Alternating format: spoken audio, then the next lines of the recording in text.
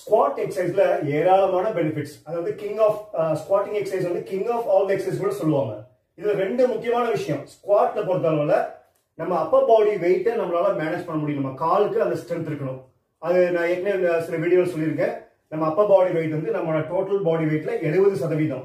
உதாரணத்துக்கு ஒருத்தரோட body weight 70 kilo அப்படின்னா அப்ராக்சிமேட்லி 50 கிலோ வெயிட் வந்து நம்ம body upper body weight, head, arm, torso, HAT அதுல இருந்து வரும். இது ஒண்ணு. அப்புறம் வந்து நம்ம பாடியோட அப்பர் பாடியோட அலைன்மெண்ட். இப்போ ரொம்ப அப்படி புரிஞ்சுட்டா அது பெண்டிங் ஆயிடும். எவ்வளவு உலகத்துல ஸ்ட்ராங்கஸ்ட் பர்சனால கூட பாடியை ஸ்ட்ரைட்டா வச்சுட்டு அப்படி ஸ்குவாட் பண்ண முடியாது.